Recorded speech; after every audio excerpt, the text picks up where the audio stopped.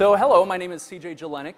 My company name is Jelinek Solutions, and essentially what I do is I build affordable, custom design small business websites.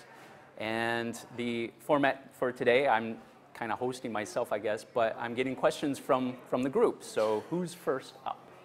How did I get into this business? Well, the jury's still out on the nice guy aspect, but no, I got into web design and web development kind of as a transition from graphic design, because when I was doing graphic design, web design really wasn't a thing yet. But my clients were kind of catching on and noticing that there's something developing here with this internet thing. And I kind of want to get on top of that. And at that time, real estate was really hot, and that's who my ideal client was. In fact, almost entirely my clients were real estate agents. And so they were slowly but surely kind of saying, I think I need a website. And so at that point I realized that's probably where things are going. I need to look into this. And at that time it was already post-college, so I couldn't take any courses in college as far as web goes, so I had to kind of learn things on my own. And I got into that because my real estate agents, who I had been building websites for now, obviously listings change all the time. That needs to be updated. So those sites are updated all the time. I got pretty busy with doing that. So I said, I'm going to make a tool so that they can do it on their own, so I can free up my time to do other websites.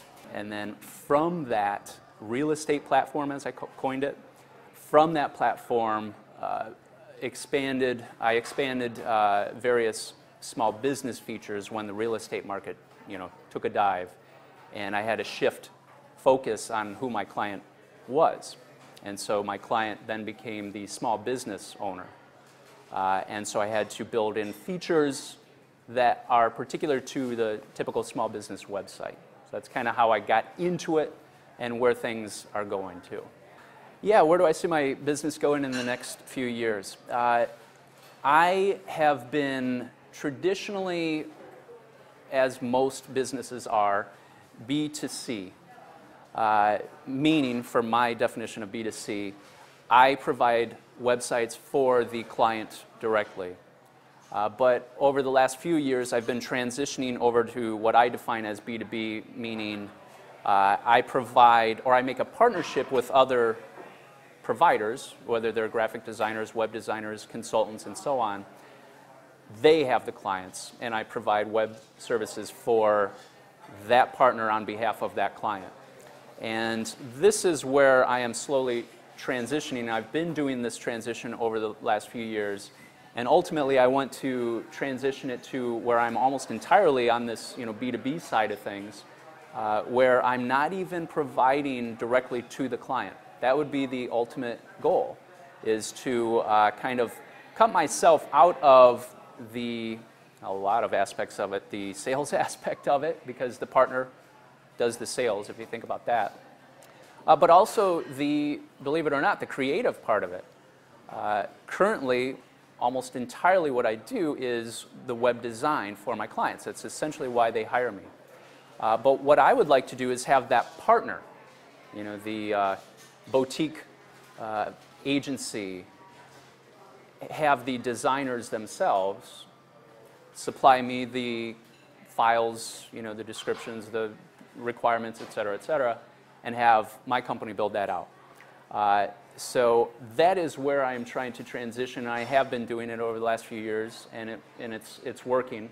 And I'm ultimately trying to get to that point where I can work directly with the providers rather than directly to the clients. How big is my company? How many employees and whatnot? I'm not a one-man band. I do primarily do almost entirely the design and development. I have a small team that includes client support. That is one of the aspects of what I provide, what my company provides, is ongoing support for all my clients, regardless of the type of site, regardless of how much they pay or how little, whatever, they all get support. And so I have a team that provides that support to my clients. Even after the site's built and live, 5 years down the road, they're still getting support. Then I've also got IT.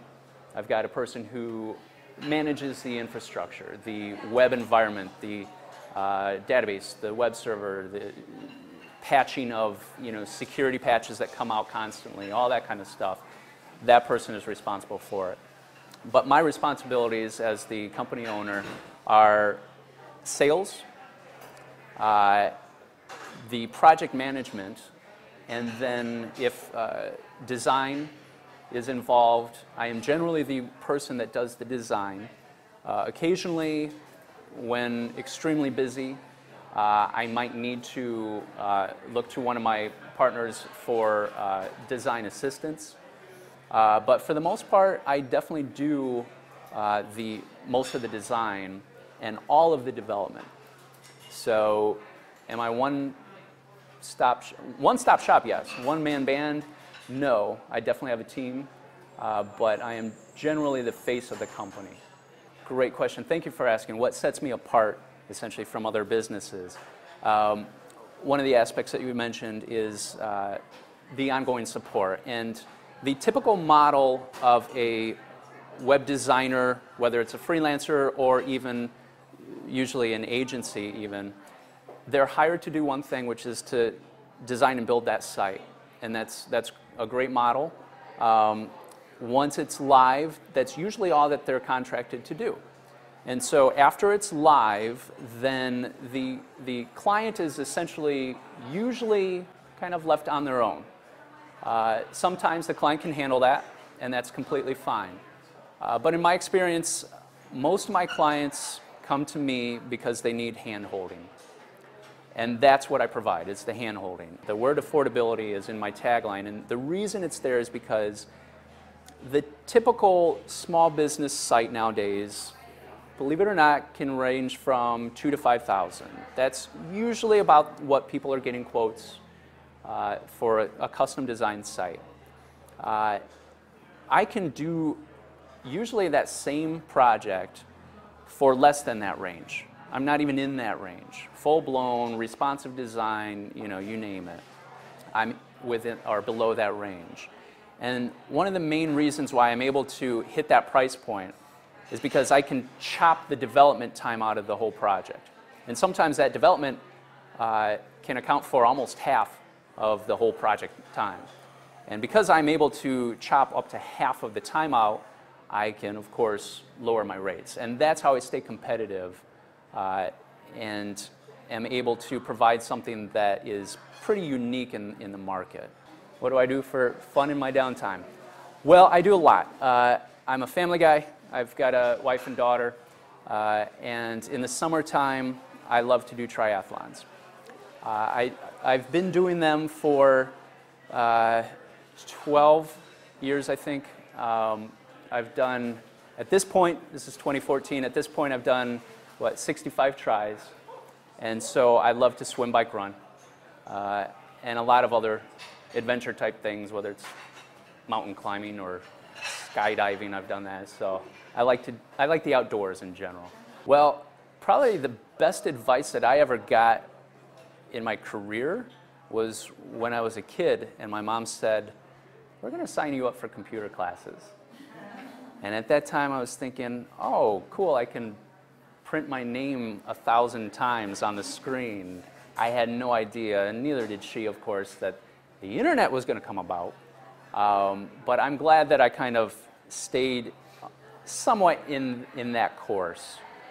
And other advice nowadays, not from the 1980s and whatnot, advice that I might give to somebody else is get out there and network.